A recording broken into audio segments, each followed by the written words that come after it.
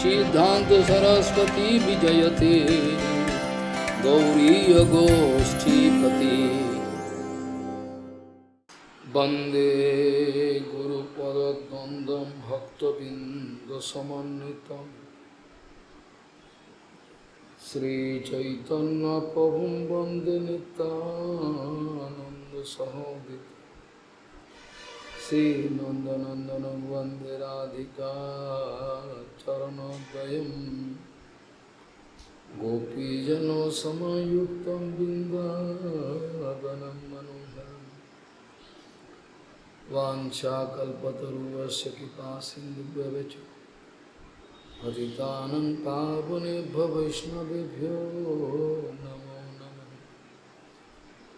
मूकं करोति वाचालं पङ्गुं लङ्घयितगिरिं यत्कृपातमहं वन्दे परमानन्दमाधवं। वृन्दावै तुलसीदेव वै पिया वै केशवस्य च कृष्णभक्तिपदे देवी सत्त्ववत्यै नमो नमः। नारायण नमस्कृत्य नरं चैव नरोत्तमं देवीं सरस्वतीं व्यासं ततो जयो मुदीरये। संकीर्तने कृष्ण कथोपदेश गौरीपत्रस्य प्रकाशने सदानुरक्त गुरुभक्तियुक्तो भक्तिप्रमोदाक्ष जगोद्वरुन् ध्येयं सदा परिभवन्नमभिष्टदोहं तीर्थास्पदं शिवविरञ्चनुतं शरण्यं एतत्तिहं पुनदबालभवद्दिपूतं वन्दे महापुरुषते चरणारविन्दं यत्पादपल्लवनखचन्दवनिच्छटाय विस्फुरजितगुणपि बोधुष्वदर्श पूर्णानुरागरससागरसारमूर्ति साराधिकामयि कदा कृपां करोषि। श्रीकृष्णचैतन्य प्रभुनितानन्द श्री अद्वैत गदाधर शिवसदि गौरभक्तबिंद श्रीकृष्ण चैतन्य प्रभु नित्यानंद श्री अद्वैत गदाधर शिवसदि गौरभक्तबिंद। हरे कृष्ण कृष्ण कृष्ण हरे हरे हरे राम राम राम हरे हरे।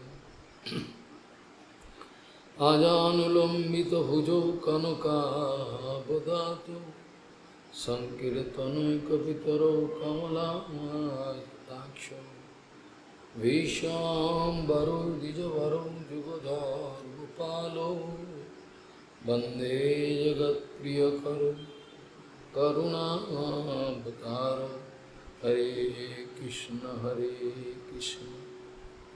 कृष्ण कृष्ण हरे हरे हरे राम राम राम हरे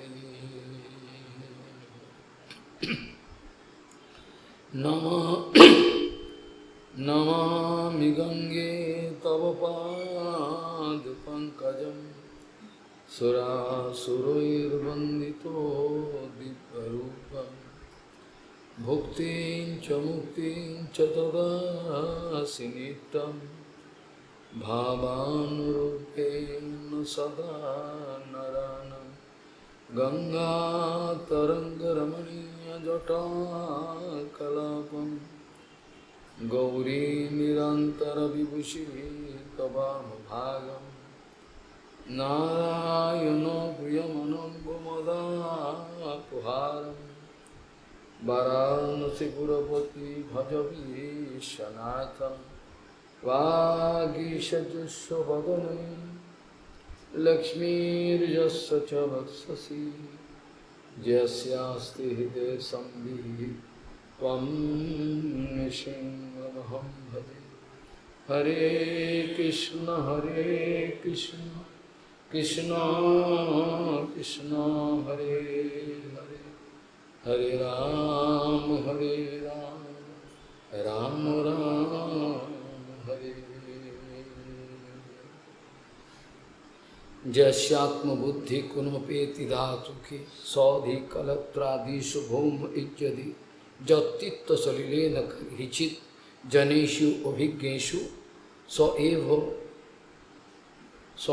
गोखरः। यस्यात्मबुद्धि कुनोपेति धातुके सौधि कलत्रादिषु भौम इत्यदि जत्तित्व सलिलेन हिचित जनेषु अभिज्ञेषु स एव गोखरः। गौड़ीय गोस्वामी श्री शिल भक्ति सिद्धांत सरस्वती गोस्वामी प्रभुपाद परमहंस जगद्गुरु জানিয়েছেন, যদ্যপি যাদের পরমহংস গুরু বৈষ্ণব চরণে যাদের নিরন্তর সেবাবৃত্তির পরিস্ফুটন হয় নাই, তাদের সঙ্গ যতই প্রীতিপদ হোক না কেন সে সঙ্গ পরিত্যাজ্য। কারণ তারা কৃমিকীটের মতো শরীরের যেমন সমস্ত সার পদার্থ, যত ভিটামিন আদি সমস্ত যেমন শোষণ করে নেয়, ঠিক সেরকম তারা সমস্ত আমার ভজন রাজ্যের যা কিছু তা কিছু তারা নিয়ে যাবে। গৌড়ীয় গোস্বামী শ্রী শিল ভক্তি সিদ্ধান্ত সরস্বতী গোস্বামী প্রভুপাদ পরমহংস জগদ্গুরু জানিয়েছেন, যতক্ষণ পর্যন্ত না শুদ্ধ গুরু বৈষ্ণব পরমহংস গুরু বৈষ্ণব চরণে যাদের নিত্য সেবাবৃত্তি পরিস্ফুটন হয় নাই, তাদের সঙ্গ যতই প্রীতিপ্রদ হোক না কেন সেই সঙ্গ কোনো মতেই করা উচিত নয়, সর্বথাই পরিত্যাজ্য। কারণ তারা কৃমিকীটের মতো শরীরের আসল যে সার পদার্থ সেগুলো সমস্ত তারা হরণ করে নিয়ে যায়। আমরা অনেক কিছুতে আনন্দ বোধ করি, এর সঙ্গ আমার ভালো লাগে না, ওর সঙ্গ ভালো লাগে, বদ্ধ অবস্থায় এটা স্বাভাবিক, আকর্ষণ এবং বিকর্ষণ এগুলো চলতে থাকে। প্রভুপাদ বলছেন, যতক্ষণ পর্যন্ত গ্যালন গ্যালন রক্ত 200 গ্যালন রক্ত যতক্ষণ পর্যন্ত না ব্যয় করা যায়, ততক্ষণ পর্যন্ত কাউকে অপ্রাকৃত জগতের একটা সত্য কথা, এত বড় সত্য কথা এগুলো বোঝানো যায় না। তাদের ভেতরে পরিবর্তন আর সম্ভব হয় না, তারা নড়ে চড়ে বসে না। তথাপি তারপরেও এমনও হতে পারে তাদের কোনো কর্ণগোচর হলো না কথা, তাদের কানে গেল না, এত কথা বলবার পরেও তারপরেও তাদের কর্ণগোচর হলো না, এরমও হতে পারে।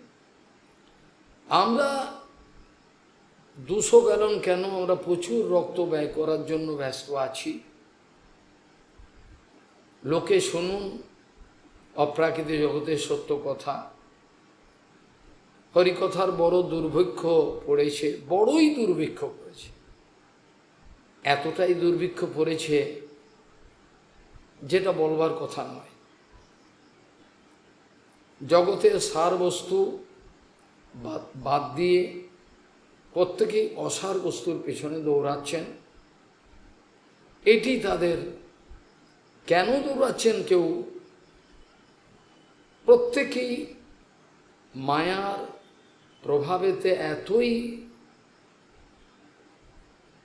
চঞ্চল হয়ে পড়েছেন, তাদের কাছে কোনো রকম একটা যে কোনো কথা দেবে, কোনো কথা শুনবেন, নিজের ইচ্ছামতো করে ফেলবে, কোনো রকমভাবেই তাদের কথা কর্ণগোচর হয় না, কিছু করার থাকে।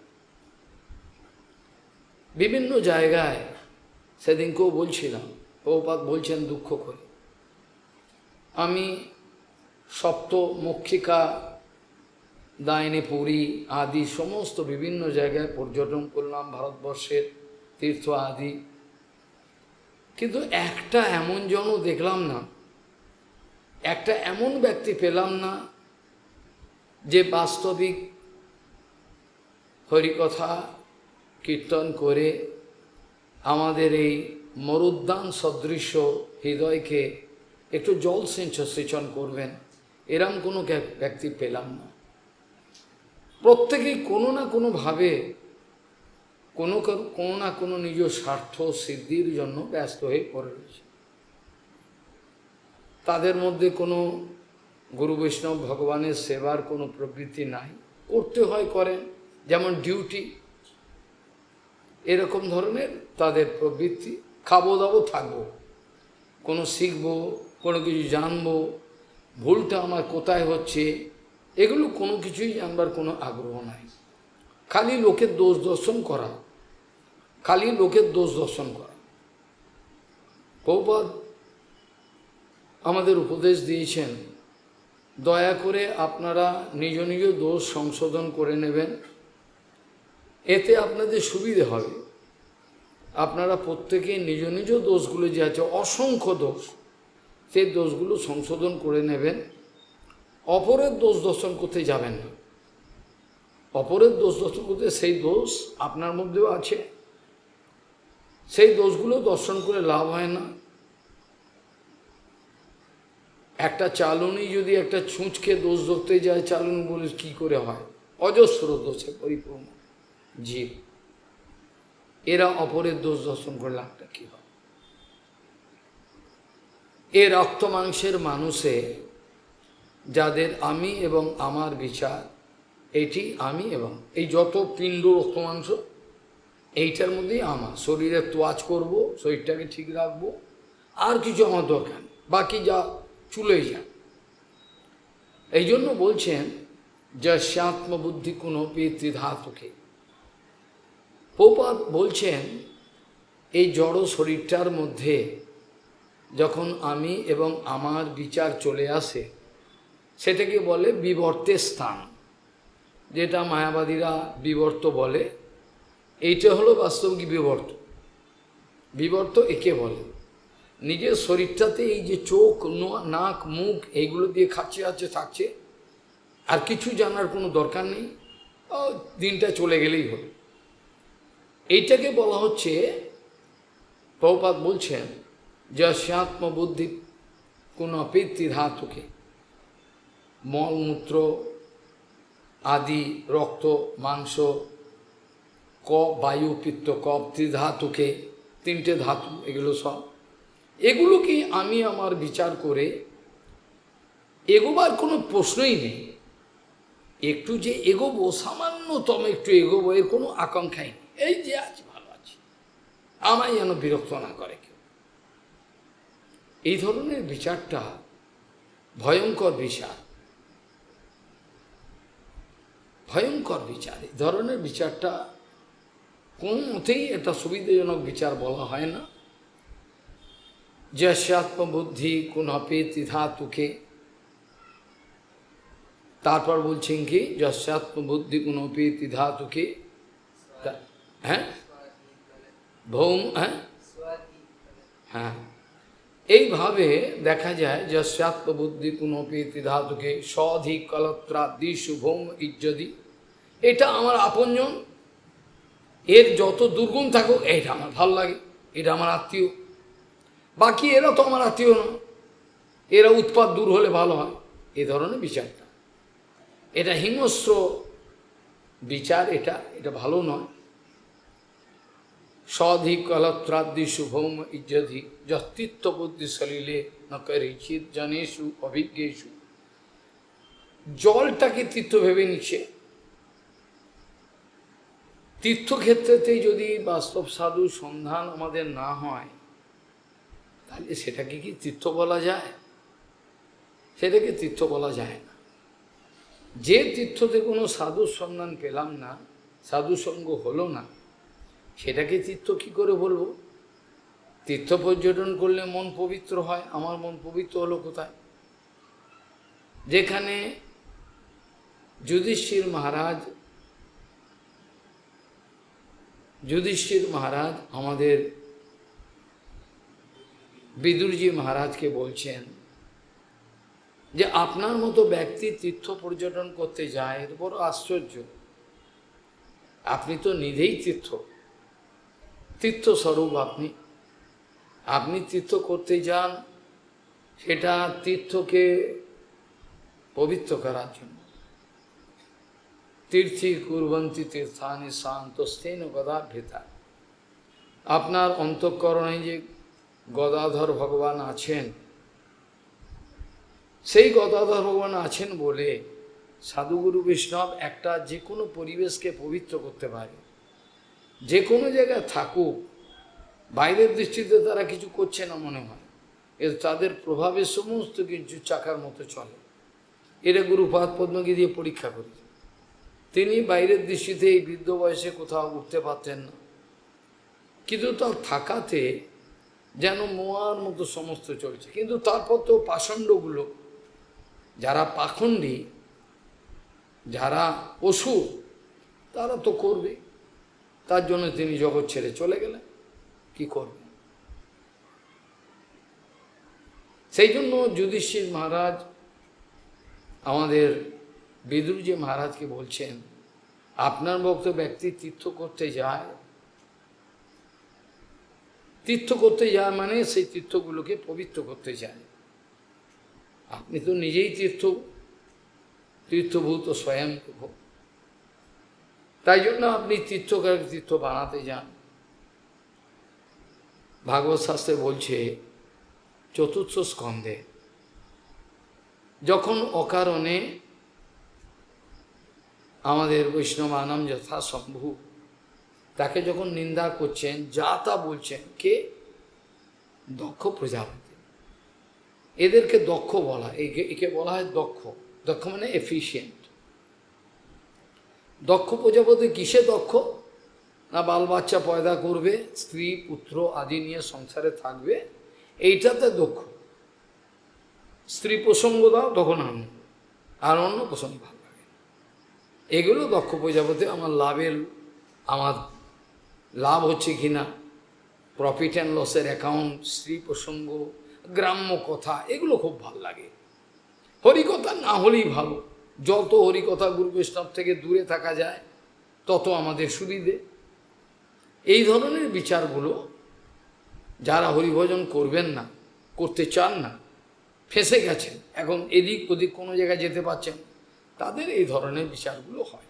বাস্তবিক এটা হয় না, এটা কখনোই হতে পারে না। এই জন্য চতুর্থ স্কন্ধে সেখানে দেখা যায় দেবী মা ভগবতী যখন বৈষ্ণবানাম যথাশম্ভু শঙ্করের যখন নিন্দা হচ্ছে, সেই সময়তে রক্ত সম্বন্ধে তার পিতা, রক্ত সম্বন্ধে কিন্তু তার পিতা বলে লোকে বলবে, কিন্তু রক্ত সম্বন্ধটা আসল সম্বন্ধ নয়। রক্ত সম্বন্ধে আসল সম্বন্ধ কি? সেটা মুসলমান কাজী তারও মাথায় ঢুকেছিল। আমি এতটাই অপদার্থ, নিম্নগামী, আমার মাথায় ঢোকে না।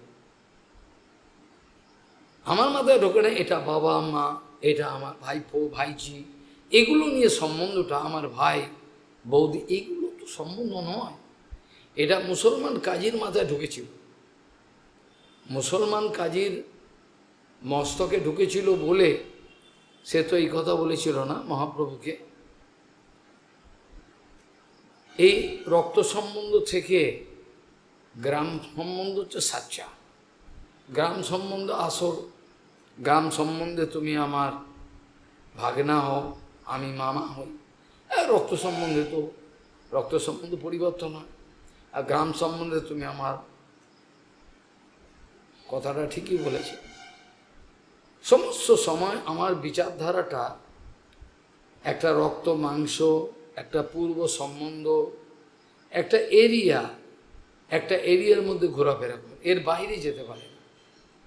এটাকে ট্রান্সেন্ড করে আমি কেটে দিয়ে মুক্ত হয়ে যাব, মুক্ত পুরুষ, সেটা হতে পারে না, এটা হয় না কোনো মতেই। কারোর চেষ্টাই নেই। হবে কি? কেউ চায় না হরিভজন করতে, আর যতগুলো দোষ আছে আমাদের,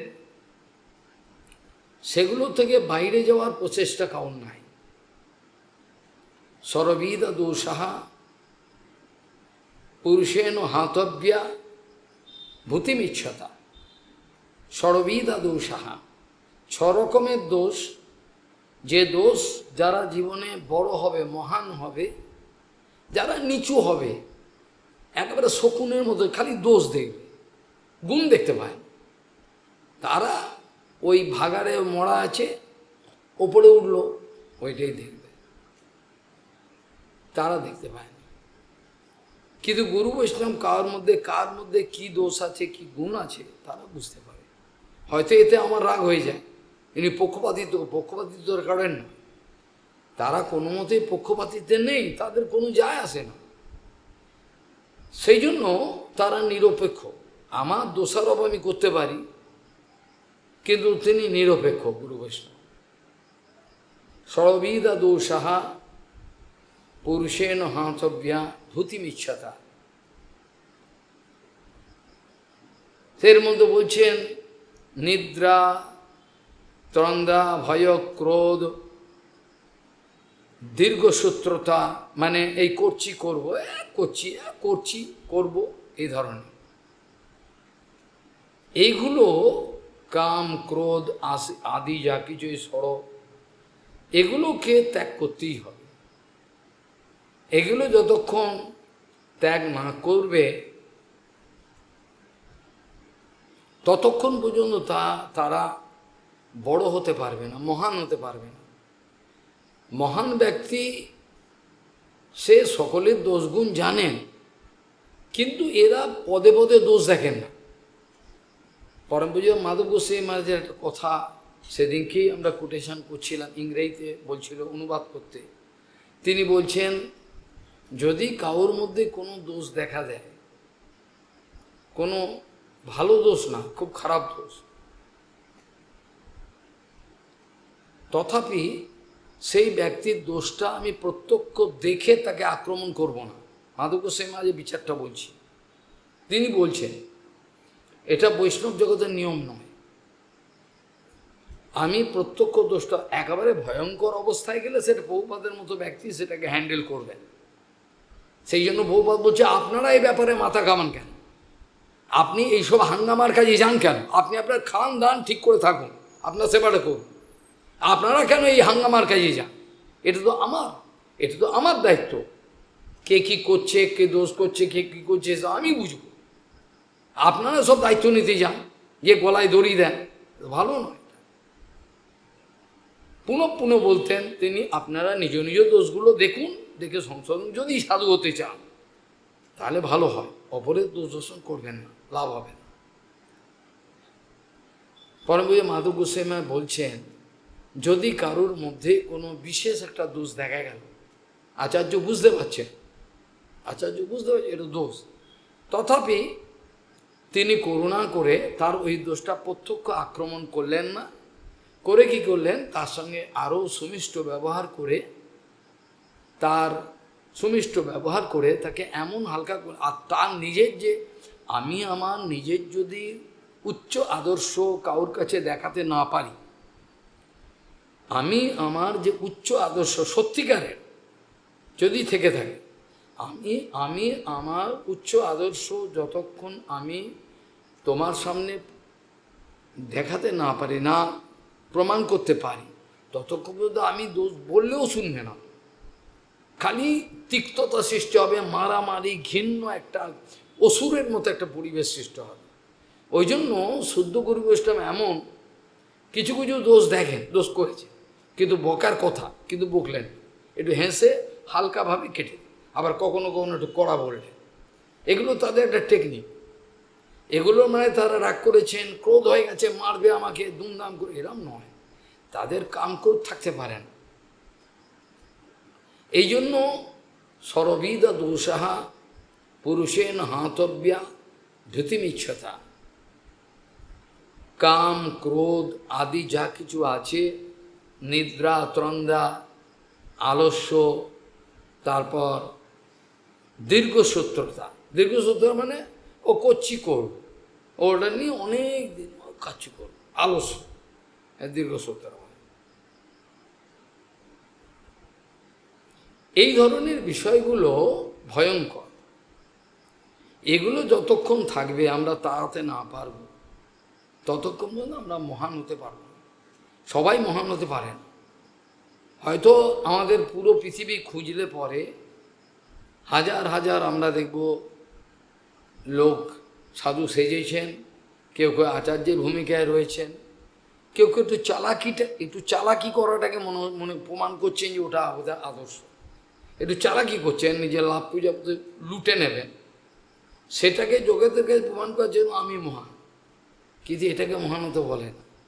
মহান ব্যক্তি কখনো অত্যাচার ব্যভিচারকে প্রশ্রয় দেয় না, এখানে পার্থক্য। সেইভাবে পরমে মাধব গোস্বামী বলছেন, এইভাবে তার দোষটা দেখলাম, কিন্তু নিজের হরিকথার মাধ্যমে, নিজের আচরণ আদর্শের মাধ্যমে জিনিসটাকে এমনভাবে প্রগ্রেস করলাম, সে বুঝতে পারলো, আচার্য বুঝতে পেরেছে আমার দোষটা আছে। লজ্জাতে তিনি সেই দোষটাকে এবার এড়িয়ে গেলেন। আর তিনি ওটা করলেন, তিনি বললেন আচার্য বুঝে গেছে আমার মধ্যে এই দোষটা আছে। বামন গোস্বামী মাঝে মধ্যে এইটা দেখা যায়। তিনি প্রত্যক্ষভাবে হঠাৎ কাউকে আক্রমণ করতেন না। সবার মধ্যে তিনি সভাপতি বসে রয়েছেন, সমস্ত এক একজন করে বক্তৃতা দিচ্ছেন। কোনো কোনো মহারাজ পুরো ভুল সিদ্ধান্ত বললেন, কিন্তু হঠাৎ তিনি আক্রমণ করলেন, সমস্ত কথাগুলোকে শুনলেন। শুনে যখন সভাপতির অভিভাষণ হয়, তখন তিনি সেই হরিকথাটাকে এমনভাবে উপস্থাপন করলেন, যে যে সাধু ব্রহ্মচারী বা সন্ন্যাসী, যে আচার্য যেখানে যেখানে ভুল করেছেন সেটাকে তিনি ধরিয়ে দিলেন। ওরা লজ্জা পেয়ে গেল, প্রত্যক্ষ আক্রমণ করলেন। তিনি ধরিয়ে দিলেন এখানে সিদ্ধান্ত বিরোধ আছে, এইভাবে করতে হয়। পুনঃ পুনঃ যখন হরিকথার মাধ্যমে ব্যাপারগুলোকে এক্সপোজ করা হচ্ছে, এমন কোনো মাকাল ব্যক্তি আছেন যার কানে ঢুকছে না, কোনো মতে সে কানে এগুলো কেন বলা হচ্ছে, কি জন্য, সেটা কিছুতেই তার যদি আমাদের কানে না ঢোকে হৃদয়, তাহলে তো হরিকথা বেকার হয়ে গেল। তার রেকর্ডের চলছে হরিকথা, আমি শুনছি, কোনো আচরণে প্রতিফলন নাই। আমি চালিয়ে রেখে দিয়েছি, কিন্তু আমার আচরণে দেখা যাচ্ছে না আমি কথাগুলো নিচ্ছি, তাহলে লাভটা কী হল? এটা একটা ঠক বঞ্চনা, এ লাভ কী? এটা ভালো নয়। যতক্ষণ পর্যন্ত এই অবস্থায় না যেতে পারবে, ততক্ষণ পর্যন্ত সে সাধু পদবাচ্য হতে পারে। সাধু অত অনেক দূরের কথা। সবাইকে স্নেহ করতে হবে, সবাইকে স্নেহ করতে হবে। স্নেহ না করে যদি কেউ বলে, সে শাস্তি পেয়ে যাবে, উল্টে ফিডব্যাক পাবে। যদি আমার মধ্যে সমগ্র গৌড়ীয় বৈষ্ণব সমাজের জন্য ভালোবাসা সত্যি থেকে থাকে, নিত্যানন্দবাবু দেখছেন, তাহলে আমাকে আক্রমণ করতে পারবে না। আমার কথা কিছু না কিছু হলে তাদের হৃদয় স্পর্শ করবে, যিনি বলছেন ওরা বাস্তব কথা বলছেন। আর যদি আমি হিংসা করে আমার প্রতিষ্ঠা পাওয়ার জন্য, লাভ পূজা প্রতিষ্ঠাকে সংগ্রহ করার জন্য আমি বিভিন্ন ছোট বড় কথা বলি, প্রভাত বলছেন সেই কথাগুলোর দায়িত্ব আমাকে নিতে হবে, হ্যাপাটা আমাকে পোহাতে হবে। কারণ আমি মহাজন আনুগত্যে আচরণ মুখে কথাগুলো বলি নাই, আমি ছোট বড় বলে দিলাম কড়া কড়া কথা, কিন্তু ওই কড়া কড়া কথা যে দু চারটে বললাম, কাউকে দুঃখী করে দিলাম, সে দুঃখিত হয়ে বাড়ি চলে গেল। এ কি বললো আমাকে? আমি তো আশা নিয়ে এসেছিলাম। যে কথাগুলো সে বলছে, সে দোষগুলো তার মধ্যে আছে। যতক্ষণ পর্যন্ত সেই দোষগুলো তার মধ্যে আছে, ততক্ষণ পর্যন্ত সেই কথাগুলো তার বলার কোনো অধিকার নাই, কথাগুলো বলবার অধিকার নেই। আমার যেখানে অনুভব নাই, যে কথাগুলো আমি লোককে মাতাবার জন্য, যে কথাগুলো আমি লোকের হাততালি নেওয়ার জন্য বলছি, যে কথাগুলোর মধ্যে আমার কোনো অনুভবই নাই, আমি এই অনুভবের রাজ্যে প্রবেশ করি নাই, সেই কথাগুলো বলবার কোনো আমার অধিকার নাই। যে কথাগুলো আমি অনুভব করেছি, আমার অনুভবের আওতার মধ্যে আছে, সেই কথাগুলো বলবার অধিকার আমার আছে, বাকি কথাগুলো বলবার অধিকার আমার নাই। এইভাবে দেখা যায় যে যতক্ষণ পর্যন্ত আমার আচরণের মধ্যে সমস্ত হরিকথাগুলো যতক্ষণ প্রতিফলিত না হচ্ছে, আমি যতক্ষণ পর্যন্ত না পাচ্ছি আমার জীবনে আচরণ করতে, ততক্ষণ পর্যন্ত কাউকে শাসন করলে কেউই মানবে না। আগে ওরা দেখতে চায়, এটা জড়জগতের ফ্যাক্টরি নয়। ফোরম্যান লাগিয়ে দিয়েছে, ও দেখবে, ম্যানেজার সে দেখবে, সুপারভাইজার দেখবে, এটা হবে না। আমি দেখলাম না, আমি জানলাম না সে কি করছে, না যেন আন্দাজে বলে দিলাম। এগুলো হচ্ছে হিংসা, এগুলো হল বিদ্বেষ। আমার গোপনে আমার হৃদয়ে কার প্রতি বিদ্বেষ থাকলে এরকম করব। ভক্তিবিলাস তীর্থ গোস্বামী মহারাজ, তার শিষ্য ছিলেন, অনেক শিষ্য ছিলেন, তোমার গুরু মহারাজও ছিলেন।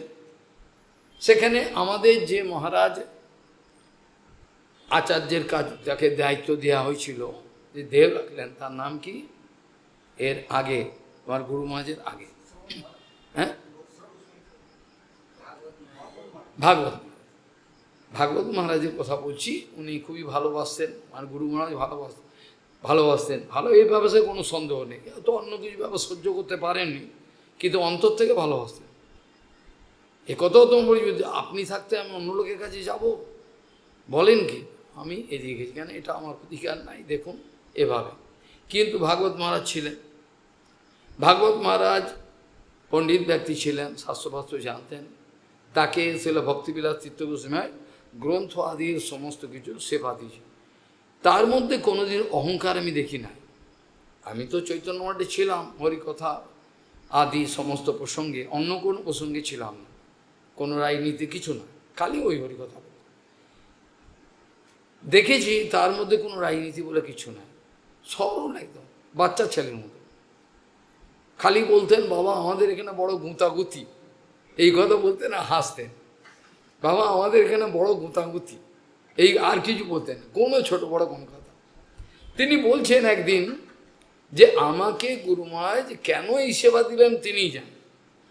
অস্মদীয় গুরুপাদ পদ্ম শ্রীশিলা ভক্তিপ্রমোদ পুরী গোস্বামী মহারাজ, আপনারা খবর নিয়ে দেখতে পারেন, তিনি কখনোই কিন্তু প্রভুপাদের থেকে বাণী সেবা চেয়ে নেন। প্রভুপাদ তাকে দিয়েছে, তিনি বলেননি প্রভুপাদ আমাকে বাণী সেবা দিন, এটা তো বলেন। এটা প্রভুপাদের দৃষ্টি আছে, প্রভুপাদের দৃষ্টি আছে, প্রভুপাদ তাকে দিয়েছেন বাণী সেবা। এখন কেউ যদি কোনো গুরুভাই বলে ওনাকে বাণী সেবা দিলেন কেন, এ কি কাজ, উনি অন্য সেবা করুন, এটা তো তার এখতিয়ারের বিষয় নয়। গুরুপাদটা তো বুঝবেন কাকে দিয়ে কি গৌরাঙ্গের সেবা হবে, সেটা তো আশ্চর্যের কিছু নেই। গৌড়ীয় মঠের যারা, প্রপাত বলছেন, গৌড়ীয় মঠের যারা পরিষ্কার আদি করেন তারাও প্রচারক, যারা বাসন মাজেন, মন্দির মার্জন, ওরাও কিন্তু প্রচারক, তারা ব্যতিরিকভাবে প্রচারক। বাইরে থেকে কোনো লোক এলেন যিনি পরিষ্কার করছেন, বাসন মাজেন, তাকে দুটো কথা বলেন, তার আচরণ চরিত্র তার ব্যবহার দেখে বুঝতে পারে এটা প্রচার। দু চারটে কথা বলতে পারে, কিন্তু তিনি যদি প্রথম চোটে নোংরা কথা বলে দেন, ঝাঁঝিয়ে এটা, তার তো হয়ে গেল। এরকম বলছেন গৌড়ীয় মঠের প্রত্যেকেই প্রচারক, কেউ অ্যাক্টিভ প্রচারক, কেউ প্রচারক হিসেবে রয়েছেন। এই জন্য যারা গৌড়ীয় মঠে সাদা বেশ ধারণ করেছেন, প্রভুপাদ বলতেন তারাও প্রচারক, তারা পরিপূরক যাকে বলে, যারা সন্ন্যাসী প্রচার করবেন, প্রয়োজন হলে তারাও গৌড়ীয় মঠের সাদা বেশ খালি নাক টিপে নির্জনে গিয়ে বলেন, এরকম নয়। আমাদের হলো হরিকথা শুনবো, আমি শান্তিতে থাকবো, এটা নয়।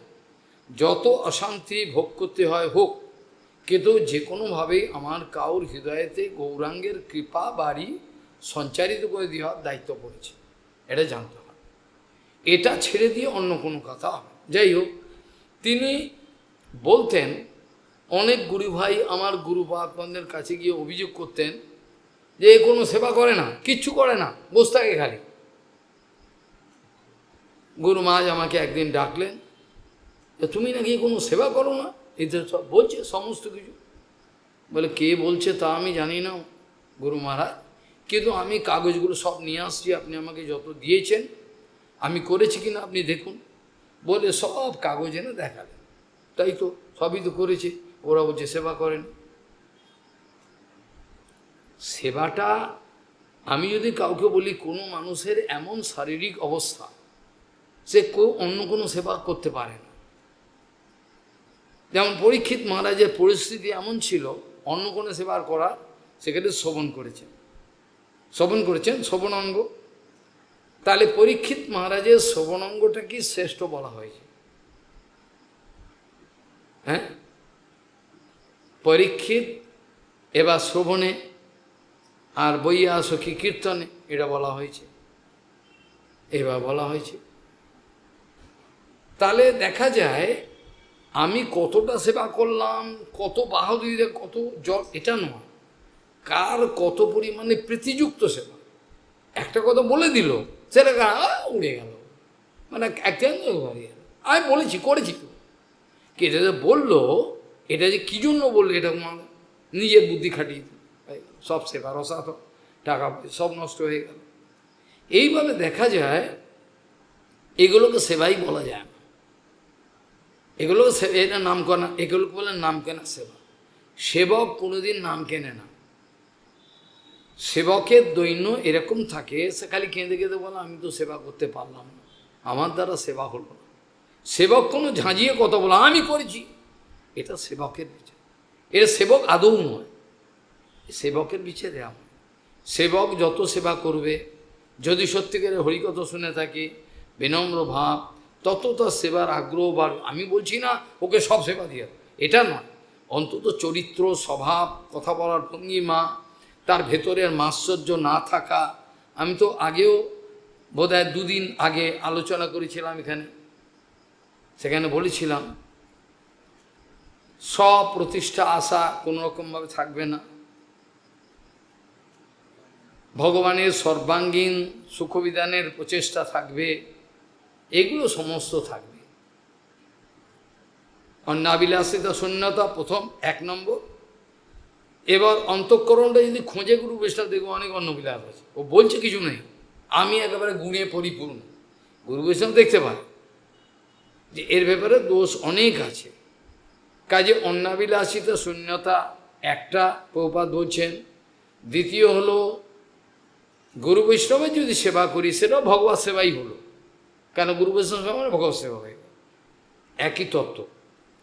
ভগবত সেবা যদি দায়িত্ব দেয় গুরুদেব করলে, তাহলে অন্নাবিলাসিতা শূন্যতা গুরু বৈষ্ণবের, কেন সেব্যবস্তুর সর্বাঙ্গীন সন্তুষ্টি বিধানের চেষ্টাকে বলা হয় সেবা।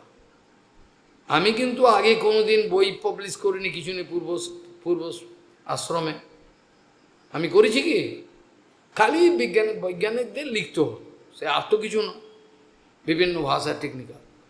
কিন্তু তিনি শক্তি সঞ্চার করলেন, শক্তি সঞ্চার করার পরে এমন একটা মিরাকল হলো যে তিনি শক্তি সঞ্চার করছেন, মনে হচ্ছেন আমি লিখছি। সেটা আমাকে বাণী সেবা থেকে ছুটি দিয়ে দিই ইচ্ছে করে, কমিটি বলে বাণী সেবা করবে না, কী দোষ আমার কে জানে। শেষে কানাইলাল পঞ্চতীর্থ আমাকে প্রচণ্ড শ্রদ্ধা, ভালোবাসেন, প্রচণ্ড ভালোবাসেন। তিনি গুরুমাকে ভালোবাসতেন, কতগুলো বই সম্পাদনাও করেছেন গীতাবিতা। তিনি বললেন আমি একটা চিঠি লিখে দিচ্ছি, সকাতে গুরুমাজের কাছে দেবেন, গুরুমাজ তো আর আপনাকে না বলেন, গুরুমাজ তো দিয়েছে সেবা, তো ওদের দেবেন। তিনি যখন ওখানে লিখে বললেন এর লেখাতে কোনো ব্যাপারে আমি তো কোনো আজ পর্যন্ত ভুল দেখি না।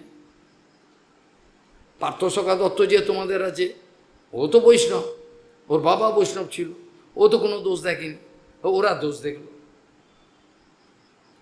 মিরাকেল সমস্ত গৌড়ীয় বৈষ্ণব সমাজ একসঙ্গে তারা একটা প্ল্যান করলো। প্ল্যানের মধ্যে কি ভেজাল আছে না আছে তা বলছি না, আমি অত সব বুঝি না। আমাকে সবাই বলল আপনাকে সম্পাদনার কাজ করতে হবে, আমি ঠিক আছে, যদি গুরুদেব কৃপা করে হবে। তো সেই সম্পাদনা কাজের পর কেউ আমার প্রতি আক্রমণ করতে আসে। গুরুপাদ সেবা দিয়েছে, বৈষ্ণবকান তীর্থগোস্বামী সেবা দিতে চেয়েছিলেন, প্রত্যক্ষভাবে ঘরে ডেকে যা আপনি আমাদের প্রেসের সব দায়িত্বটা আপনার গুরু মহারাজ সেটা করতে। আমি মহারাজকে বিনম্রভাবে বললাম, মহারাজ আপনার কথাতে আমি এতটাই আনন্দিত ভাবা যায়, কিন্তু একটা সত্যি কথা আপনাকে আমি বলি, আমি বললাম তাকে, ভক্তিবল্লভ তীর্থ গোস্বামী একা ছিলেন তিনি। আমি বললাম, মহারাজ আপনি কি মনে করেন আপনি যদি আমাকে প্রেসের সেবার দায়িত্ব দেন আমি খুশি মনে নেব, কিন্তু আপনি কি মনে করেন ওরা আমাকে সেবা করতে দেবে? মহারাজ চুপ করে গেলেন, আর কোনো কথা বললেন।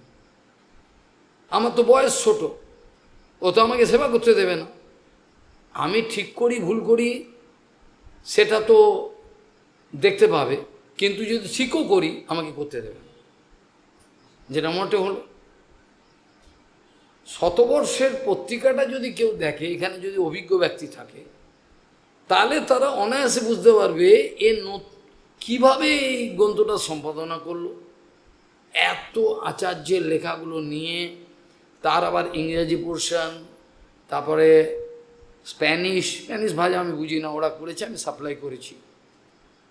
গ্রন্থটা দেখলেই বুঝতে পারবে, একটা মানে সেটা দেখলে বুঝতে পারবে। আমি কোনো কথা বলতে, গ্রন্থটা নিয়ে হাতে শতবর্ষের পূর্তি গুরু মহারাজ, এটা দেখলে বুঝতে পারবে যে এটা কি গুরু কৃপাতে করেছে না নিজের খামখেয়ালি, স্বপ্রতিষ্ঠার জন্য করা হয়, এটা গুরুদেব জানে। সেইভাবে প্রভুপাদ বলছেন, আমরা কে কত বাহাদুরি দেখালাম সেটা বড় কথা না। বড় কথা হলো আমি নির্মৎসরভাবে যে হরিকথা কীর্তনগুলো শুনেছি, গুরুদেবের বাণী স্বরূপকে উপলব্ধি করেছি, তার প্রতি আমার কতটা ভালোবাসা, কতটা আমার আকর্ষণ, সেটার উপর আমি কি সেবা করলাম, কতক্ষণ করলাম, এটা তো আছেই। এখানে আমরা পাবলিশ করেছি ইংরেজিতে, আমরা কতক্ষণ কি সেবা করলাম, তার থেকে বলে কী ভাব নিয়ে করেছি। আমি তোমাদের উপর কোনোদিন চাপিয়ে দেওয়া সেবা হিসাবে আমি করতে চাইনি। আমি তোমাদের দেখাতে চেয়েছি, দেখো আমার আনন্দ লাগে, তোমাদের যদি আনন্দ লাগে তোমরা চলে এসো। এটা ছাড়া আমি তোমাদের গলা টিপে ধরেছি কি, মাঝে মাঝে হয়তো দু একটা কড়া কথা বলি, কেন আমি জানি এটা জোর করে হবে না, জোর করে হয় না। যখন সেবার আনন্দটা কেউ পায় তখন সে ক্লান্তি অনুভব করে না। এই ব্যাসাসনে বসে তো আমি কথাগুলো বলছি, একটা কথাও যদি এদিক হতে হয়তো ভগবান ক্ষমা করবেন। প্রভুপাদ বলছেন, যে কথাগুলো আমি গুরু বৈষ্ণবের আনুগত্যে আমি বলেছি, সে কথাগুলোর দায়িত্ব গুরুবর্গ নেবে, ভগবান নেবে। আমি যেগুলো সমাজের মঙ্গলের জন্য নির্মৎসরভাবে আমি অনেক করা হয়তো বলেছি, সেগুলো সমস্ত আমার নিজের প্রতিষ্ঠার জন্য বলি নাই। যার জন্যই আজকে ধীরে ধীরে লোকে অনেকেই, কত শ্রোতা ছিল, তারা যখনই দেখলো মা এইসব কথা বলে আস্তে আস্তে হাওয়া যা, আমি যা দূর হ। আমি তার দিকে তাকাই নাই, আমি সেদিকে লক্ষ্য করি না, আমি দেখছি আমার হরিকথা হচ্ছে কিনা, আমার কথাতে ভগবান সন্তুষ্ট হচ্ছেন কিনা, এদিকে আমি নজর চিরকাল এইটাই রেখেছি আমার লেখাতে কথাতে। যার জন্য আক্রমণ করবার সাহস কাউ হচ্ছে না, জানেন নেবে না কোনো প্রতিষ্ঠা, এইরকমভাবেই জীবনযাপন করবে। প্রভুপাদ বলছেন, কার কতটা পরিমাণে গুরু বৈষ্ণব চরণে ভালোবাসা হয়েছে, প্রীতি হয়েছে, সেই হিসাবের পরিপ্রেক্ষিতে তার সেবার মূল্যায়ন করা যাবে। অন্য ঘন্টা, আমি তো 5 ঘন্টা সেবা করলাম, ও তো 1 ঘন্টা করি, এগুলো দিয়ে হয় না, সেবাটা এভাবে হয় না। প্রভুপাদ যাকে যে সেবা মনে করেছেন তাকে সেবা দিই। প্রভুপাদ যদি মনে করতেন ভক্তিপ্রমোদ পুরী গোস্বামী অন্য সেবা দেবেন, অন্য সেবা দিতে পারতেন, তিনি লাগিয়েছিলেন। এমনকি গুরুপাদ বলছেন, মাধ্বাচার্যের লেখায় ন্যায় সুধা পড়াবার জন্য আমাদের কয়েকজন সম্পাদক আদি যারা লিখি, তাদের 5-6 জনকে তিনি প্রফেসর ঠিক করে দিয়েছিলেন, সংস্কৃত পণ্ডিত। মাধ্বাচার্যের ন্যায় সুধা, গুরুপাদ হেসে হেসে বলতেন, বলছেন সুধা বলছেন সুধা কি একটা বলতেন, ভুলে গেলাম, বসুধা বা পালনীয়, মানে যে এই সুধা পালন করেছে সে পৃথিবীটাকে পালন করতে পারে, এই মানেটা, হ্যাঁ এটা বলতে। তা তাহলে এটাতে কি প্রভুপাদের পক্ষপাতিত্ব হলো কি? অনেকে যদি বলেন আমাকে একটু কিছু করেন না, আমি বললাম এই ভালো, তিনি বললেন না জীবন অল্প সময় সেবা করুন, অত ওদেরকে করলেন, এটা পক্ষপাতিত্ব দোষ হয়ে গেল। এটা মনে করবে কেন এগুলো পক্ষপাতিত্ব নয়। যে ব্যক্তি গুরুদেবের প্রতি মাৎসর্য আচরণ সম্পন্ন, তারা গুরুদেবের গুণাবলী দেখতে পায় না, তাহলে গুরুদেবের দোষই দেখে, তার পারেন। এই জন্য বহুবার বলছেন, আমি যদি সৌতপন্থায় গুরু পারম্পর্যক্রমে যে কথাগুলো পেয়েছি, সেগুলো যদি আমি আচরণ মুখে আমি কীর্তন করি, যত কড়া কথাই হোক, যত কঠোর কথাই হোক, সেগুলো দায়িত্ব চলে যাবে ভগবানের, ভগবান সামলে নেবে। কিন্তু যেই কথাগুলো আমি সমাজের কাছে হাততালি নেওয়ার জন্য, প্রতিষ্ঠা নেওয়ার জন্য আমি যদি করে থাকি, ছোট বড় কথা বলে থাকি, তার দায়িত্বটা কিন্তু আমাকে নিতে হবে, আমাকে ঠেলার তো সামলাতে হবে। এই আজকে বোঝে 1-1.5 বছর আগে ওই তরুণ কিছু জানে, সবাই জানে, এরা কম বেশি। একজন ব্যক্তি একজন ইন্টারন্যাশনাল সোসাইটি থেকে এক্সমিশনের কোনো এক তথাগত আচার্য সম্বন্ধে কড়া কথা বলে বক্তৃতা দিয়েছে, তাকে ক্ষমা চাইতে হলো পায়ে ধরে, তাকে ক্ষমা চাইতে হলো, আমি ভুল বলেছি, আমাকে ক্ষমা করবেন, আমি ভুল বলে ফেলেছি, আমাকে ক্ষমা করবেন। পরম পূজ্য কেশব গোস্বামী মহারাজকে কিন্তু উইথড্র করতে হয়নি। গুরু বৈষ্ণবের লক্ষণটা দেখবে, তারা কোনো কথা বা লেখা লিখে কখনোই বলবে না উইথড্র করে নেয়নি, আমি ভুল করেছি। এটার লক্ষণ হলো গুরু বৈষ্ণব। একথা আমি হিন্দিতেও কীর্তন করেছি, হিন্দিতেও বলেছি, জলন্ধরে কবে বলেছি এখনো মনে আছে, ওই পাখণ্ডীগুলো সামনে ছিল তাদেরকে বলেছি যে गुरु वैष्णव का मुखारविंद से अगर कोई वाणी निकला, सिद्धांत विचार निकाल के आए, इसका कोई अमेंडमेंट संभव नहीं। धनुष का प्रत्युंचा से कोई तीर निकल गया तो निकल गया, वो वापसी आने का कोई पॉसिबिलिटी नहीं। गुरु वैष्णव सिद्धांत तो एटी, तारा जा बोलबेन एटी, कारण तारा तो जड़ भूमिकाय নাই, যে একটা বলে ফেললাম বেফাস কথা, এটা তো নয়। তাদের কথাগুলো তো সেই উপর থেকে আসে, তারা যা বলেন। কাজে এখনও সময় আছে, যদি কেউ খট্টাঙ্গ রাজাকে দেখেন, মাত্র 48 ঘন্টা কাজে লাগিয়ে তিনি ভগবানের চরণে গেছেন। আমি বুড়ো হাবড়া, আর আমার দ্বারা হবে না, এরম ধরনের বিচারটা করা উচিত না। কেউ যদি এরম মানে আমার দ্বারা কিছু হবে না, আমি এই খাবো দাবো, থাক, এটা ভালো কথা, তাতে গুরু বৈষ্ণব দুঃখ পায়। প্রত্যেকটা কথা আমরা কান খাড়া করে শুনতাম। সন্ত গোস্বামী একটা কথা বললেন, পুরো একেবারে যেমন তৃষ্ণায় মরে যায়, কানে রেখে দিলাম, ও রইল। 25-30 বছর পরেও ওই কথাটা বলল, গুরুপাদ যা বলেছেন, কথাটা কেমন, ওই কথাগুলো সমস্ত ভেতরে রেখে এইভাবে বলতো। কাজেই বেফাস কথা কেউ যদি বলে ফেলে, তাহলে তাকে ক্ষমা চাইতে হবে। কিন্তু গুরু বৈষ্ণবের কথার শাস্ত্রীয় বিচার যারা বলেন, তারা কোনো বানিয়ে কথা বলেন না, তার কোনো অ্যামেন্ডমেন্ট বা কোনো উইথড্রওয়াল, এগুলো কোনো প্রসঙ্গ আসতে পারে না, এগুলো আসে না। প্রভুপাদ পুনঃ পুনঃ বলতেন, আপনারা আপনাদের অন্তঃকরণটাকে বিচার করে দেখবেন। এটা ছোট বড় কথা নয়, আমার কথায় দুঃখ পাবেন না। 3টে কন্ডিশন আছে কি না, যেটা আমি বললাম, অন্নাবিলাস আপনার গেছে কি না, নাকি প্রদর্শন করছে অন্নাবিলাস গেছে। আপনি কি একটা শো খুলেছেন অন্নবিলাস গেছে, না অন্তর থেকেই গেছে?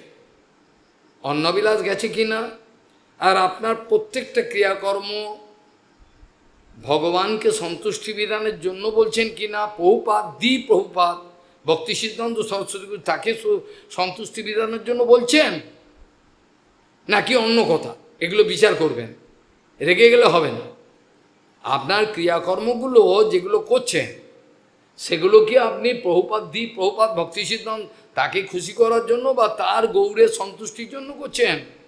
এটা বলতে পারবেন প্রতিজ্ঞা করে? বলতে পারবেন না। তাহলে প্রথম হলো অন্নাবিলাসিতা, শূন্যতা থাকবে। দ্বিতীয় হলো ভগবানকে, গুরু বৈষ্ণবকে সর্বাঙ্গীন সন্তুষ্টি বিধানের চেষ্টা, যেটা আমি হলফ করে বারবার বলেছি। আমার হরিকথা লেখা প্রত্যেকটা হলো গুরুবর্গের গোলামি। আমি হচ্ছে নাম্বার 1 গোলাম। আমি মালিক হতে চাই না, আমি তাদের দাসানুদাস সূত্রে কিছু কীর্তন করবার আদেশ পেয়েছি, এটা করতে হচ্ছে। তা অন্নবিলাস শূন্যতে গেল। ভগবান গুরু বৈষ্ণবকে সর্বাঙ্গীন সন্তুষ্টি বিধানের চেষ্টা আছে কি না, নাকি আমার উদ্যোগে লাভ পূজা প্রতিষ্ঠা আছে? সূর্যকুণ্ডে আমাকে একজনের সামনে হরিকথা বলতে হয়েছিল, তততে আমি পিছু পা হইনি। যেখানে পুনঃ আমি বলছি ওইটা, যেখানে সর্ব জগৎ যদি ছেড়ে আমায় চলে যায়, তাতেও আমাকে একই কথা বলতে হবে। আমি কথা বদলাম, তাতে রাগ করে কেউ চলে গেল, কিছু করার নেই। আর হচ্ছে স্বপ্রতিষ্ঠা শূন্যতা, নিজের কোনো কিছু গুছিয়ে নেব, অপরে মরুকগে, এরকম বিচারটা হল হিংস্র বিচার। এটা কিন্তু বাইরে মনে করছি বৈষ্ণব, এটা না। আমি যেটা খেতে পারি না, আমি যেটা ত্যাগ করেছি, সেটা অপরে কী করে খাবে, আমি এই বিচারটা করি। যখন কেউ কাউকে দিল, আমি এটা যদি আমি পেতাম তাহলে আমার কীরকম হতো, সবসময় এর কথাটা বললাম। বলার পরে এর ভেতরে কী কষ্টতা হতে পারে, সে তো আঘাত পেতে পারে। কাজে বৈষ্ণব কখনো কায়মনো বাক্যে কাকে আঘাত দেয় না। কোনো রকম বাক্য এমন আগে জানবে, নিজে খরচা করে এনার্জি করে সেখানে যাবে, দেখবে কি হচ্ছে, তারপর মন্তব্য করবে। তার আগে যদি আন্দাজি মন্তব্য করে দেয়, তাকে শাস্তি পেতে হবে। এবং নীতিশাস্ত্র বলছে বিভিন্ন রকমভাবে এ শরীরের যে আমার যে আত্মাটা আছে, এটা তো শরীরের ভেতর রয়েছে। আত্মাপরাধ ভিক্ষাণাম ফলানি এতানি, রোগ শোক আদি যা কিছু হচ্ছে, এটাকে নীতিশাস্ত্র বলছে, অন্য শাস্ত্রে সাপোর্ট করছে। বলছেন এই যে শরীর, এটা দ্বারা আমি অনেক পাপ করছি, জানতে অজান্তে অপরাধ করছি। এটা বলছেন এই শরীররূপ বৃক্ষটা, এই যে নানা রকম ব্যাধি আদি বিভিন্ন রকম দেখা দিচ্ছে, এগুলো কিন্তু আমার কর্মফল।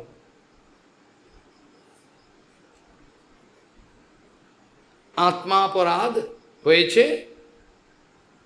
এই বৃক্ষে, শরীররূপ বৃক্ষের মধ্যে ফল দিচ্ছে। শিল ভক্তিপ্রমোদ পুরী গোস্বামী চিরকাল তিনি শুদ্ধভাবে আচরণ করেছেন। কিছু আত্মাপরাধ ভিক্ষাণাম ফলানি এতানি, এগুলোকে ফল বলা। কাজেই প্রথমেই দেখতে হবে আমি নির্মৎসর কিনা। না, এখনো পর্যন্ত আমার, যেখানে আমি একটা কথা আগেও বলেছিলাম, হয়তো 1 বছর আগে, 1 বছর আগে হয়তো বলেছিলাম, আপনারা ভুলে গেছেন। আমি বলেছিলাম প্রচেতস দক্ষ, সেই যখন শঙ্কর ভগবানের কাছে ক্ষমা চেয়েছিল, ভালো করে খেয়াল করুন, সেই ক্ষমাটা চেয়েছিল বটে, কিন্তু ক্ষমাটা চাওয়ার মধ্যেও কিন্তু ভেজাল ছিল। তখনও শঙ্করের প্রতি পরিপূর্ণরূপে নির্মৎসর হতে পারে না। তার জন্য তাকে প্রচেতস দক্ষ হিসাবে আবার জন্মগ্রহণ করত। তাহলে কি ভয়ঙ্কর! একটা গুরু বৈষ্ণব কাউর প্রতি, কোনো শাস্ত্রের প্রতি, কোনো সিদ্ধান্তের প্রতি, কোনো বিচারের, কোনো ব্যাপারে, কোনো গুরু বৈষ্ণবের ব্যবহারের প্রতি আমার যদি মৃত্যুকালে অসন্তোষ থেকে যায়, আমি কোনো সমাধান পাইনি, আমার ভেতরে কিন্তু সংশয় রয়েছে, এই গুরু বৈষ্ণব এরম বললো কেন, তাহলে কিন্তু আবার আমাকে জন্মগ্রহণ করতে হবে। তাহলে কত বড় বুদ্ধিমান তোমরা চিন্তা করো, যে এগুলো চিন্তা করছো না।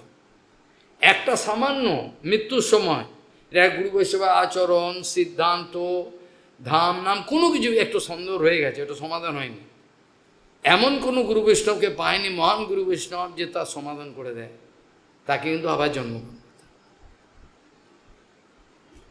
তাহলে প্রচেতস দক্ষ বাইরের দিকে,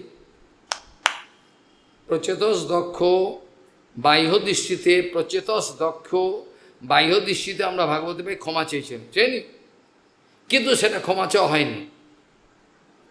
সেটা প্রমাণ পাওয়া গেল তিনি যখন প্রচেতস দক্ষ হিসেবে করলেন, তার জন্ম স্বভাবই এটা। সে শঙ্করে তখন দোষ দেখেছে, এখন নারদের দোষ দেখছে, তার চরিত্র স্বভাবই খালি দোষ দেখবে। দেখে না যে আমার এরা কে হয়, আমার এটা স্নেহের পাত্র, আমি তাদেরকে স্নেহ করে করে এমনভাবে তৈরি করে গাইড করে নিয়ে যাব যাতে তারা পরে সাধু, এটা খালি দোষ দর্শন, এটা হলে ভালো হয়। মৎসরতা লুকিয়ে থাকে অনেক সময়, বাইরে বোঝায় না আমি কী করে আমি মৎসরতা করেছি, ভেতরে লুকিয়ে থাকে, এটা বোঝা যায় না। এটা প্রত্যেকটা বিষয়কে বিবেচনা করে করতে হবে। প্রচেতাস দক্ষ তার তখন শাস্তি পেত। নারদজির দোষ দেখল, নারদজি কোনো দোষ করেছেন কি, নারদজির দোষ দেখে ফেলল। সেই যে পুরনো দোষের মাশ্চর্য রয়েছে, কত জন্ম আগে কখন সে ওইটা করেছিল, আর এখন প্রচেতস দক্ষ হিসেবে আবার জন্মগ্রহণ করে আবার সেই নারদের চরণে অপরাধ, মহা অপরাধ করেছে। অপরাধ এমনই জিনিস, যদি অপরাধকে প্রশ্রয় দিতে থাকো এটা বাড়বে। অপরাধকে যদি প্রশ্রয় দিতে থাকো, কি অপরাধ করেছে, মানে অপরাধ যার বিনম্র ভাব নেই সে উল্টো তর্ক করবে, কি অপরাধ করেছে আমি, কি খারাপটা করলাম, বুঝে নেবে এ ভজন করবে না, এ তর্ক করবে, এ তর্ক করবে। উপনিষদে আচার্যের সামনে কিভাবে অবস্থান করতে হয়, যেটা আমরা গুরু মহারাজের সামনে কুকুরের মতো এলেই চুপ করে থাকতাম না, উনি কি বলবেন, আমি গবা করে অনেক কথা বলে গেলাম, তার সময় নষ্ট। আচার্যের কাছে কিভাবে জীবনযাপন করতে হয়, থাকতে হয়, সেটা ভাগবতেও আছে, উপনিষদেও আছে, অনেক আচরণ বলা আছে, ভাগবতেও আছে। সপ্তম স্কন্ধের শেষের দিকে যুধিষ্ঠির মহারাজকে নারদজি মহারাজ স্ত্রী ধর্ম, সমাজ ধর্ম, রাজনীতি, অর্থনীতি, তারপর বলে, তারপরে কি বলে ব্রহ্মচর্য, সন্ন্যাস, কিভাবে সব বলা আছে। ব্রহ্মচারী বসন গুরুকুলে দাসবৎ নীচ, একবার নিচ, আমি যেন দাসানু দাস, চাকর বাকর, কুত্তা বেড়াল, কুকুর যেমন থাকো চুপচাপ থাকতো, লেখা আছে। উপনিষদ আছে প্রতি সময় একবারে কলা গাছ যেমন পড়ে দুম করে শ্রদ্ধার সঙ্গে পড়তে হয়, লেখা আছে। কেন আচার্য ভগবান স্বয়ং বলরাম, তিনি আচার্য রূপে এসে আমাদের সমাধান করতে এসছেন। তিনি কোনো মানুষ বুদ্ধি যদি থাকে, বেশি খেয়ে নেয়, কম খায়, বা এসব পারে না, তাহলে সেটা আচার্য দর্শন হলো না। তাহলে প্রচেতস দক্ষ তিনি হচ্ছে কি সংসার যাত্রা আদি গ্রাম্য বিষয়েতে খুব ওস্তাদ, এই জন্য তার নাম হলো দক্ষ। দক্ষ মানে এফিশিয়েন্ট। কিন্তু অন্য হরিভজন বলো, যেটা বলে এই যে শঙ্কর ভগবান কত বড় বৈষ্ণব, তিনি তাকে বৈষ্ণব রাজ বলা হয়েছে, কিন্তু সে তো দেখতে পাচ্ছে না, পাচ্ছে কি, সে তো দেখতে পাচ্ছে, সে কিন্তু দোষ দেখছে, বাঁদরের মতো চোখ তার। এই ব্রহ্মার কথাতে আমি আমার কন্যাটাকে দিয়ে দিলাম, জলে ফেলে দিলাম, এইরকম নোংরা কথা বলছি, এই ব্রহ্মার কথাতে, ব্রহ্মা এর কথাতে আমি আমার কন্যাটাকে ফেলে দিলাম জলে, ছি ছি। শ্মশানে থাকে, কোনো আচার আদর্শ কিচ্ছু নাই, ভূত প্রেতদের সঙ্গে থাকে, বড় বড় জটা কাটে না, কিছু চুল ফুল সবকে নিন্দা করছে, যা তা বলছে। শঙ্কর ভগবান কিন্তু একটা লক্ষ্য করবে, গুরু বৈষ্ণবকে যদি কেউ সামনে গিয়ে যা তা বলে, ও রেগে যাবে, চুপচাপ থাকবে। এটা কিন্তু বৈষ্ণবের লক্ষণ। অভিভূষণ ওদের গুরু ভাই, অভিভূষণ ওদের গুরু ভাই, ও একবার এটা প্রত্যক্ষ দেখেছে,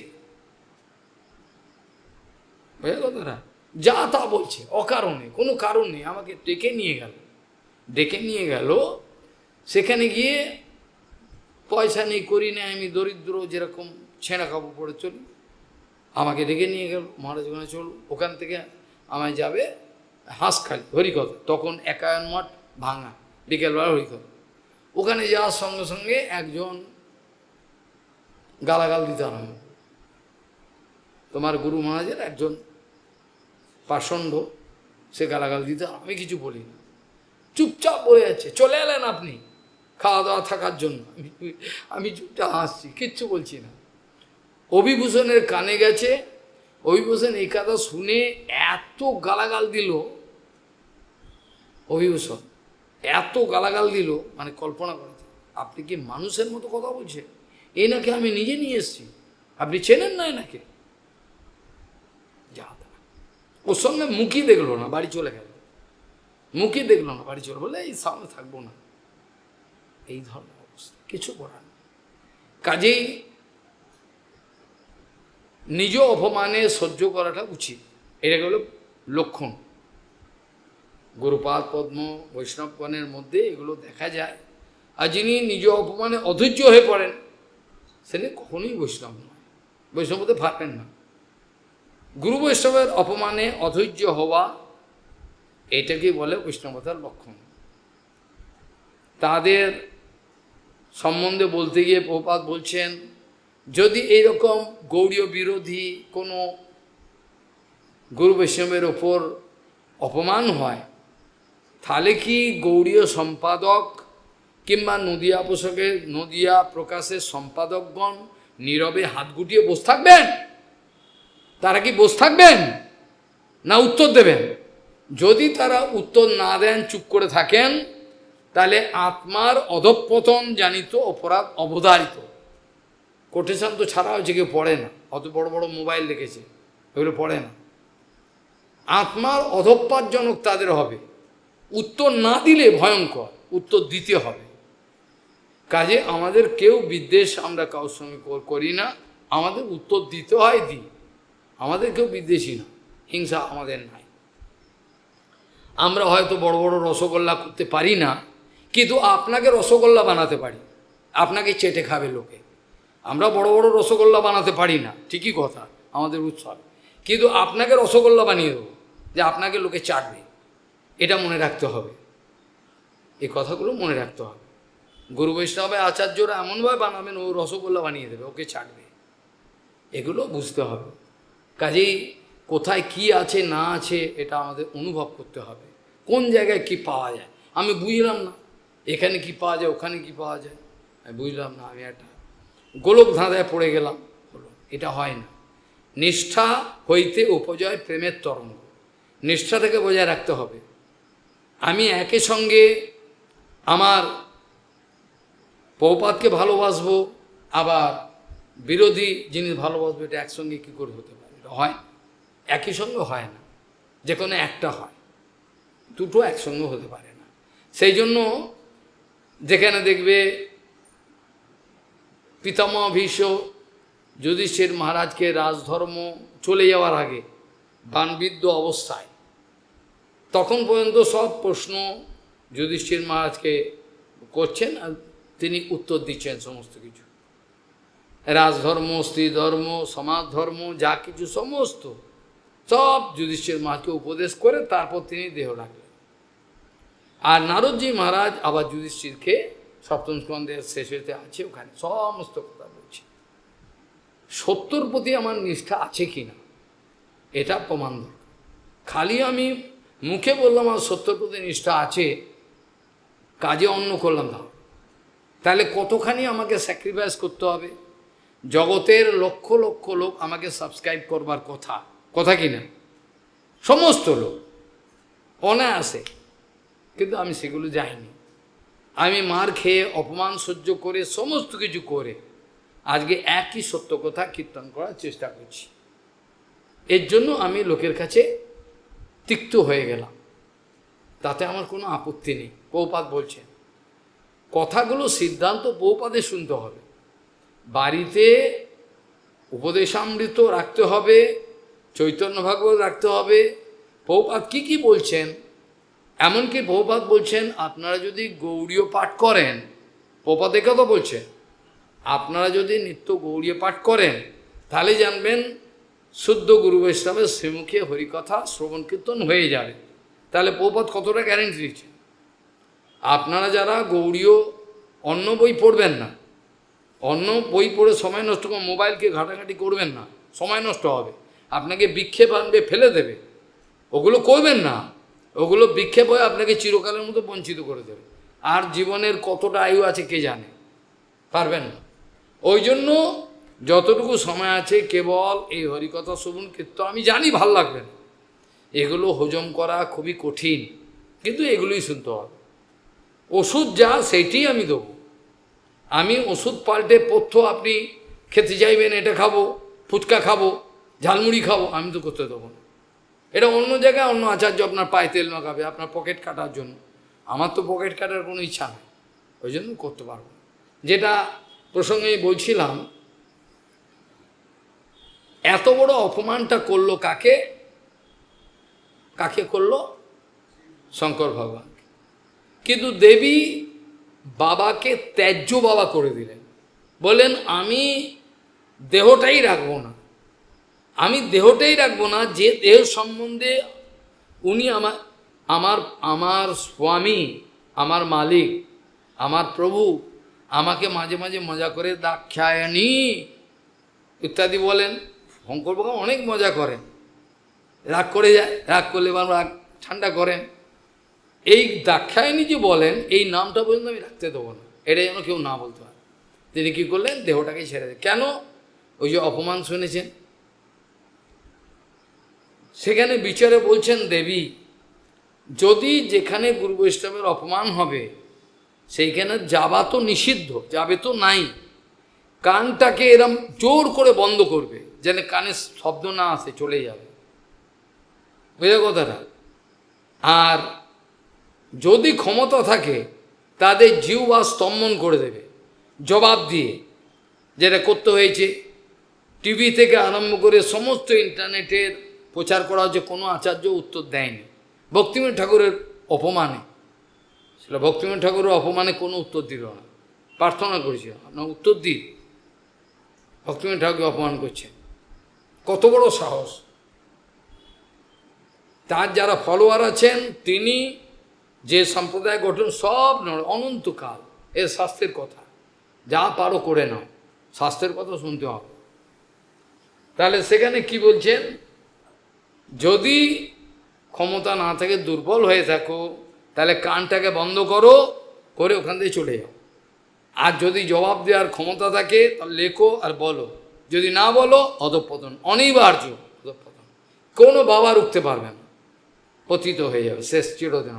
কারণ গুরু বৈষ্ণবের অপমান সহ্য করা ভয়ঙ্কর আত্মার অধঃপতনজনক অপরাধ। বৃন্দাবন থেকে কোনো এক তথাকথিত আচার্য সহজিয়া গৌরী মঠের বলে দেয়, এর গুরু মহারাজের গুরু ভাই, ওই যে শ্যাম বাবা এগুলো কি করছে, নিজের ভজন করতে পারে, আমি হাসি, বাহ খুব ভালো তো, রসের কথা বলতে পারে।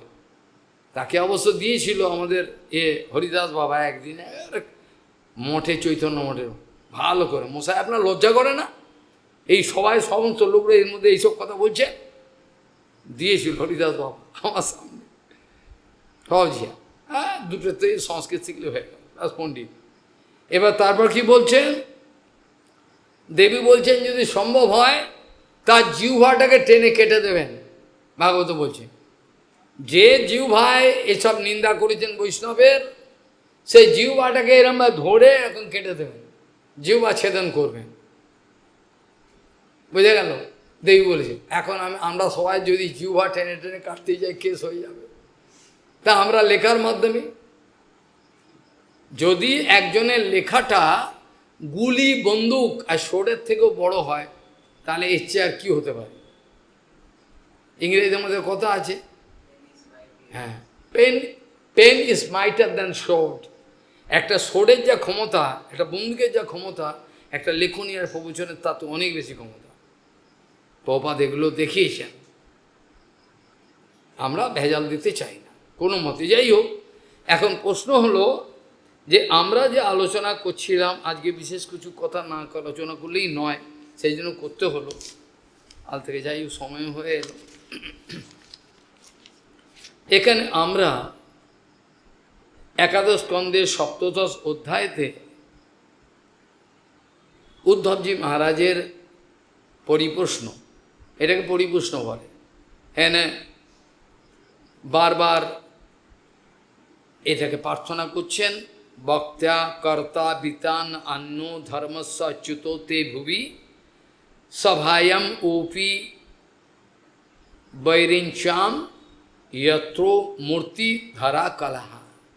বেদ বেদান্ত, বিভিন্ন আর্ট অ্যান্ড কালচার, যেগুলো শিল্প বা সঙ্গীত বলো, যা বলো, সব কিন্তু ব্রহ্মার সভাতে মূর্তিমান অবস্থায় রয়েছে। যে কোনো আমাদের যে সুর আছে, ছন্দ আছে, সেগুলো সব কিন্তু মূর্তি নিয়ে ওখানে রয়েছে। অনুষ্টুপ ছন্দ, তারপর অন্য অন্য সমস্ত ছন্দ যাগুলো আছে, সেগুলো সমস্ত, বা সঙ্গীতের বেহাগ থেকে আরম্ভ করে মালকুঁস, বিভিন্ন যে সঙ্গীতের যে একটা সুরের নাম আছে, ভৈরব, ভৈরবটা কখন গায়? ভোরবেলা, যখন সূর্য উদয়ের আগে। এগুলো সব যারা সঙ্গীতের অভিজ্ঞ আছেন তারা জানে। একই সঙ্গীত, একই গান, ভৈরব সুরে গাইবেন, মালকোষ সুরে গাইবেন, বিভিন্ন সুরে গাইবেন। এরা অভিজ্ঞ, এরা জানে। যারা জানে না, যারা এইভাবে মূর্তিমান রূপে ব্রহ্মার ওই সভাতে মূর্তিমান রূপে সেখানে সমস্ত কলা, এই যে আর্ট, কলা আদি যা কিছু ওখানে মূর্তিমান, সঙ্গীত সব মূর্তিমান। সেখানে বেদ বেদান্ত আদি শাস্ত্রের বিচারও সব মূর্তিমান রূপে রয়েছেন। যেগুলো আমরা গল্প বলছি না, আমরা প্রমাণ দেখেছি। ভাগবতের দশম স্কন্ধের 87 অধ্যায়তে জয় জয় যায়য়াময়িতদোষগিরিত গুণা তমসি যদাত্মন সমবরুদ্ধ সমস্ত ভগ অগ জগদোকসাম কিল শক্তবোধকথে। এই যে আছে সুন্দর, এখানেও বলা আছে যে ভগবান আপনি যখন সমস্ত শক্তিকে অবরুদ্ধ করে, যদি নিজের মধ্যে সমাহিত করে অবস্থান করেন, তখন সৃষ্টির কিছু দেখা যায় না। সমাবরুদ্ধ সমস্ত ভগবানে তার শক্তি। ভগবান যখন সমস্ত শক্তিকে, কিচ্ছু নেই, অনন্ত অনন্ত ব্রহ্মাণ্ডের অনন্ত শক্তি যেখানে যা কিছু আছে সবই তো ভগবানেরই, আর তো কাউ নয়। এ যখন উইথড্র করে নেন তখন সৃষ্টি কিছু থাকে না। লীলাটা কখন হয়? যখন ভগবানের শক্তির সঙ্গে ভগবানের খেলা চলে। সে শক্তিটা কি হয়? প্রত্যক্ষ বা পরোক্ষ। যে শক্তিটাকে মায়া শক্তিও বলা যেতে পারে। তখন এবার প্রপঞ্চ দেখা যাবে। তার মধ্যে বিভিন্ন প্রেমিক প্রেমিকা অমুক সব খেলা আরম্ভ করলো। ও মনে করছে আমি প্রেমিকা, ও মনে করছে আমি প্রেমিক, ছাগল কুকুরের মধ্যে আরম্ভ করল।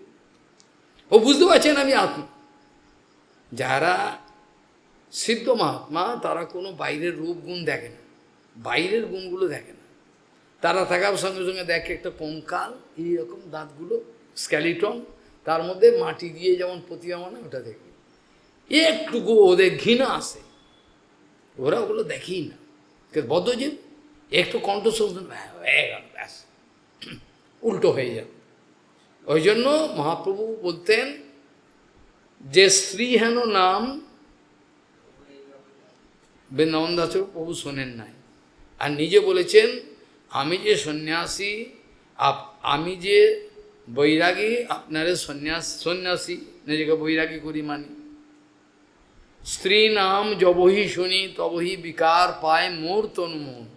স্ত্রী দর্শনে স্থির ওইছে কঞ্জন। তা ব্রহ্মচারী তো হট করে নাম নিয়ে নেয়। এমন নামটা কোথা থেকে নিলি? নামটা কোথা থেকে? মহাপ্রভু তো নামও নিতেন না, খালি মাতাজি কোনো নাম নিতেন, প্রভুপাদও নাম নিতেন।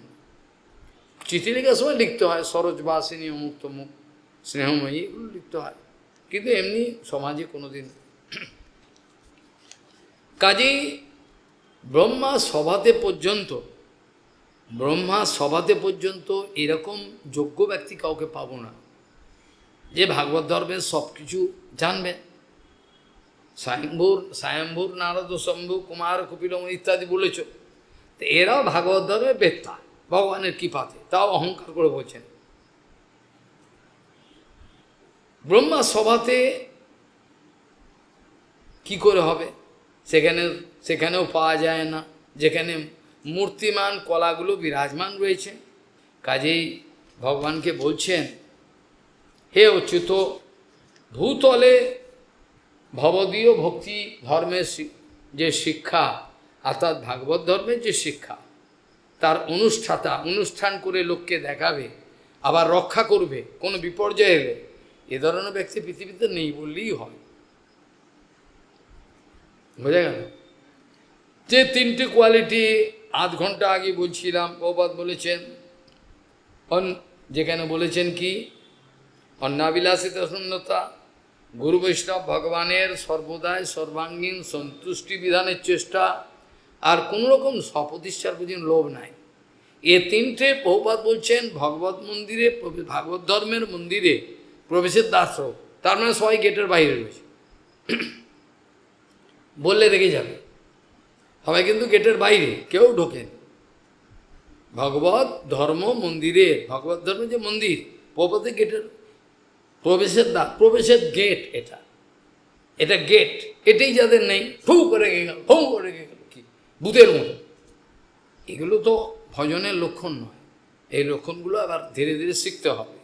তাহলে এমন কোনো ব্যক্তি আছেন কি যিনি ভাগবত ধর্মের আচরণ মুখে বলছেন বা বলবেন, আবার বিপর্যয় যদি আসে সেগুলো তো রক্ষা করবেন, যার জন্য বিশ্ব বৈষ্ণব রাজসভা সংস্থাপন করা হয়েছিল, সে উদ্দেশ্যটা সিদ্ধ হলো না। হলো কি, প্রপাত পর্যন্ত হয়েছিলেন কলকাতায়, বেলগেছিয়া 1 নম্বর সেখানে হয়েছিল, সেখানে তারপর তো সব আস্তে আস্তে সব শেষ হয়ে গেল। আর কোনো এর কারণ, এর শুধু বর্তমানে রক্ষা করলে হবে না, প্রোটেকশন অ্যান্ড প্রিজার্ভেশন। শুধু আমি বর্তমানে আমি তো রক্ষা করেছি, আর কি রক্ষা করলে হবে না, রক্ষা করার পর এটাকে প্রোটেকশন দিতে হবে, যেন অন্য কোনো ব্যভিচারী এর ব্যভিচার না করে, এটা যেন না করে, এই কথাটা খেয়াল রাখতে হবে। কাজেই যিনি আচার্যের ভূমিকায় রয়েছে তার দায়িত্বটা কত, কল্পনা করলে পাগল হয়ে যাবেন। হ্যাঁ না, বলছেন যে আমি কাউকেই দেখছি না যে এই আপনি এই যে ভূতলে ভবদীয় ভক্তি ধর্মের বক্তা, অনুষ্ঠাতা ও রক্ষিতা আচরণ করবে, আপনি ভিন্ন অন্য কেউ নাই। অধিক কি, যেখানে মূর্তিমূর্তি কলা আদি সব বিরাজমান ব্রহ্মার লোকে, ব্রহ্মার সভাতেও কোনো ব্যক্তি পায়। কাজে আপনি যেন আমাকে ফাঁকে দিয়ে যাবেন না। কালকে থেকে আমরা এবার আলোচনা শুরু করব যে কিভাবে অনুরোধ করছেন, তারপর সুখদেব গোস্বামী একটা মন্তব্য করেন, তার ভগবান শ্রীকৃষ্ণ এটা শিক্ষা দিতে বলতে আরম্ভ করবেন। আজকে এই পর্যন্ত 1 to 5 1 2 3 4 5 up to this point. কি দিয়ে শুরু করেছিলাম, যস্যাত্ম বুদ্ধি কোনপি তিধাতুখে সধিক কলত্রাদিষু ভৌম ইজ্জতি যত্তিত্ব সলিলেন করহিচিত জনেষু অভিজ্ঞেষু স এব গোখরাহা, সে পশুর থেকেও অধম। বাঞ্ছাকল্পতরুস্কি আসে পতিতানাং পাবন ভবিষ্যৎ।